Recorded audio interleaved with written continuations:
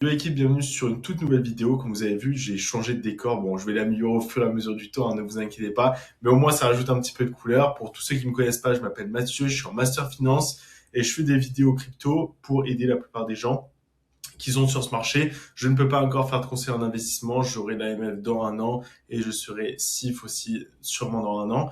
Donc voilà, on est directement parti pour faire la vidéo. On va analyser le Bitcoin, voir les trades, etc. qui peuvent être pris et surtout qu'est-ce qui peut se passer sur le court moyen terme. Allez, on est parti directement. Comme vous savez, moi j'utilise les vagues d'Elliott. Alors les vagues d'Elliott, c'est extrêmement simple. Il y a des vagues d'impulsion délimitées en 5 vagues et ensuite des vagues de correction ABC. Tout simplement, donc la formation, elle ressemble à peu près à ça. Et actuellement, on est dans la vague C, en tout cas si j'ai bien fait le décompte des vagues. Maintenant, on a encore une espérance que Bitcoin soit haussier, et c'est ce que je vous ai mis ici. Peut-être que la vague B peut aller plus haut, c'est-à-dire soit au 134 684, soit au 167 216, si on arrive à dépasser les 110 000. Donc, on y reviendra dans la vidéo tranquillement. Et est-ce qu'à court ou moyen terme, je suis bullish? Totalement. Et je vais vous montrer pourquoi. Donc, il faut bien comprendre que dans chaque vague, donc dans la vague C, vous avez d'autres petites vagues. Donc, dans la vague C, c'est des vagues qui se transforment en 1, 2, 3, 4, 5. Et dans cette vague B-là, on a des vagues en A, B, C. Donc, j'espère que j'en ai pas perdu plus d'un. Maintenant, on va regarder les graphiques. Alors ça, c'est littéralement le graphique qu'il faut avoir en tête et c'est sûrement ce qui va se passer dans les prochains jours sur Bitcoin. Alors encore une fois, attention ici parce qu'on a la résistance de la moyenne mobile, hein, tout simplement. Donc là, va falloir y faire attention, mais on devrait suivre cette pattern-là. Alors moi, il faut savoir que j'ai déjà pris un trade, j'ai mis mon stop loss en dessous de cette zone verte, qui est une grosse zone de support, et je vise les targets des 103 000 en prenant mes bénéfices déjà aux 98 000. Donc, ma plus grosse target est aux 98 000 et ensuite, je viserai, voilà, les 102 000 sur les autres 50%. Comme vous pouvez voir sur Bitcoin actuellement, on est en plein retest juste ici. Donc, attention parce que on a vu qu'avec les moyennes mobiles, on allait faire ce qu'on appelle un retest, c'est-à-dire s'appuyer sur cette moyenne mobile. Et juste ici, donc attention à bien observer la réaction. On est au niveau des 89 000. Donc ici, on peut voilà avoir une résistance, revenir vers le bas, chercher les 87 800 pour ensuite repartir. Dans tous les cas, on va voir un petit peu ce que nous dit la charte plus en profondeur. Mais comme vous pouvez voir ici, on est quand même sur une structure qui est assez intéressante. Et mine de rien, on a aussi une petite divergence haussière juste là. Vous voyez que sur le graphique, on a créé des plus bas toujours plus hauts, alors que sur le RSI, on a créé des plus bas toujours plus bas. D'accord? Et c'est littéralement ce qu'on retrouve aussi ici sur le MACD. Vous voyez qu'on a aussi une divergence haussière en daily. Donc ça, c'est très important à le prendre en compte. C'est pour ça que je reste aussi à partir d'ici. Alors, comme je vous ai dit, on est en plein dans la vague B. Ça veut dire quoi? Ça veut dire que lorsqu'on arrivera vers les 109 000, il va falloir faire extrêmement attention parce qu'on pourra se retourner très rapidement. Alors, quand je dis qu'on peut se retourner violemment, c'est qu'on peut aller extrêmement bas très rapidement. Donc, il faudra prendre ses précautions ici, en tout cas au niveau de Bitcoin. Vous savez que sur les altcoins et sur Ethereum, j'ai une autre vision. Maintenant, analysons un petit peu Bitcoin sur le court terme. Vous voyez que je vous avais bien dit que dans cette zone bleue, on allait rebondir. Et pourquoi? Parce qu'on avait énormément d'ordre. Effectivement, on a eu un beau rebond. Et vous voyez que là, on commence à revenir dans des phases de distribution. C'est absolument normal. On a touché un ordre vendeur juste ici. Je pense que là, on aura encore un petit peu du mal, mais on risque de monter en impulsion. Ça me dérangerait pas du tout. Attention, on a des signes avant-coureurs que on commence à vendre un petit peu. Donc, vraiment attention à ça. C'est pour ça que si on revient un peu plus bas, c'est absolument pas grave. L'important, c'est que si vous prenez des trades, vous êtes toujours couvert par ces zones-là. Donc, la zone des 85 800, 900 et la zone des 85 000 sont couvertes par des gros ordres, c'est-à-dire plus de 200 bitcoins. Vous voyez, 202 bitcoins, 223 bitcoins. Donc, je mets mon stop loss en dessous. Pourquoi? Parce que je sais que si le prix revient chasser ces ordres-là, ben, on sera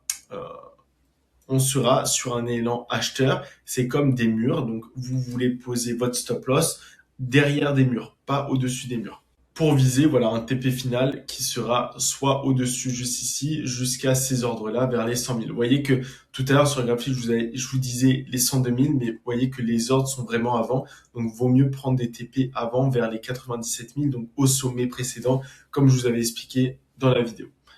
Maintenant, il y a une chose intéressante à regarder, c'est vraiment l'USDT dominante. Donc, il faut bien la regarder. Pourquoi? Parce qu'on arrive vraiment sur une grosse zone de résistance. Donc là, le prix peut être poussé en arrière. Comme je vous ai dit, la meilleure zone pour acheter des alt, Ethereum, etc., c'est cette zone-là. Voilà. Cette zone-là, si on y revient, c'est vraiment une zone de bottom de marché absolu. Les gens qui vont diront qu'on ira plus bas, c'est très peu probable. Voilà, je vous le dis honnêtement. Et là, il nous reste à peu près, je crois, une vingtaine de pourcents. Ah ouais, quand même, il nous reste 32%, sachant que là, depuis voilà, août, on a pris 35%. Donc, je vous laisse vous imaginer un petit peu les dégâts que on peut subir encore une fois sur les crypto-monnaies si on vient atteindre cette zone-là. C'est pour ça que il faut bien la monitorer. Vous voyez que en daily, la pattern n'est vraiment pas jolie. Pourquoi? Parce que on observe que c'est littéralement un drapeau. Donc, vous venez ici au niveau de ce cercle-là, vous prenez rectangle pivoté, vous tracez, hop, juste ici comme ça, et vous, donc vous avez votre rectangle pivoté, vous faites cloner juste là, et vous voyez qu'on a littéralement un drapeau qui est en train de se former où on peut aller plus haut. Et ça, il faut faire vraiment attention parce que très peu de personnes l'analysent. Donc ça veut dire quoi? Ça veut dire que on peut encore avoir une hausse de l'USDT dominante, donc une baisse de nos cryptos. Et ça, faut vraiment le prendre en compte et il faut vraiment surveiller cette zone. Ça ne veut pas dire qu'on va aller vers le haut au niveau de l'USDT dominante. Ça veut dire que là, ce que je price actuellement, c'est qu'on baisse comme ça. Bitcoin aille vers le haut.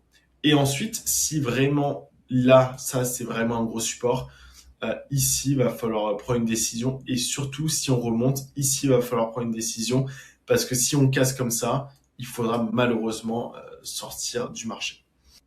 Par contre, ensuite, si on réintègre la zone haute, donc juste ici, et qu'on casse au-dessus, préparez-vous. Moi, ce que je ferais, c'est que je commencerai à DCA petit à petit parce que c'est largement possible qu'on s'arrête juste là et pas forcément ici. Donc, vaut mieux DCA petit à petit cette zone-là. Pour ceux qui veulent timer, franchement, c'est assez compliqué de timer le marché crypto. Donc, pour ceux qui veulent timer le marché, franchement, c'est pas le meilleur des trucs à faire. Le mieux, c'est toujours de DCA. Encore une fois, je le répète, je ne peux pas donner de conseils en investissement. C'est vraiment, je vous le dis par expérience, parce qu'il m'est arrivé d'essayer de timer le marché et après le marché partait sans moi. Voilà.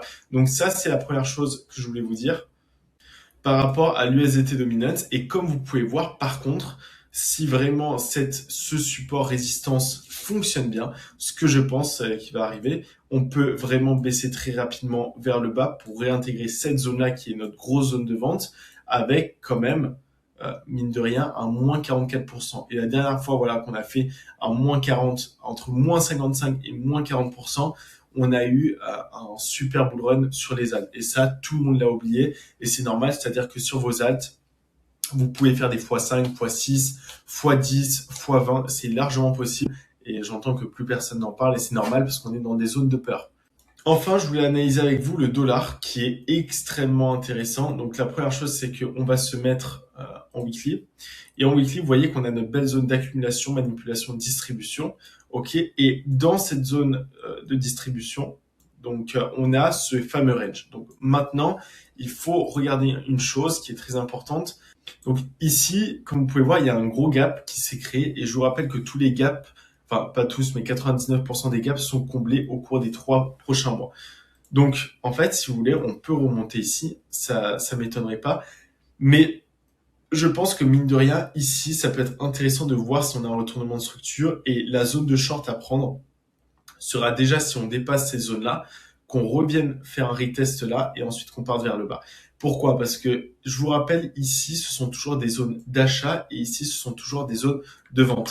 Et ça, c'est vraiment essentiel à comprendre parce que si on commence à short vers le bas du range, malheureusement, on a beaucoup moins de probabilité de réussir. Vous voyez que vraiment, qui a été structuré et qui respecte vraiment cette pattern-là. Donc, si on a une cassure vers le bas, ça serait très intéressant. Et comme je vous le répète aussi, ce sont des patterns ici sur le dollar qui sont extrêmement favorables pour les cryptos, qui peut nous emmener vraiment vers les 88 dollars. Et encore une fois, personne ne me croit sur ces zones-là.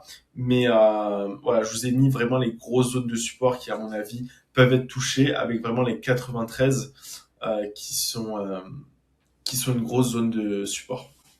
Donc, ce que je veux dire par là, c'est que sur Bitcoin actuellement, je suis absolument bullish. On ira vers le haut. Et moi, ce que j'aimerais voir à tout prix, c'est qu'on arrive à casser vraiment cette grosse zone-là. Si on arrive à casser ce gros bloc, même jusqu'au 116 000, on arrive à faire un retest dessus et repartir. On peut atteindre les 134 000 et ensuite les 167 000. Voilà, sur ce, je vous souhaite une excellente journée. Profitez bien et encore une fois, je suis bullish sur Ethereum et les AT et on va en parler dans la vidéo de demain. Allez, passez une bonne journée. Ciao, ciao.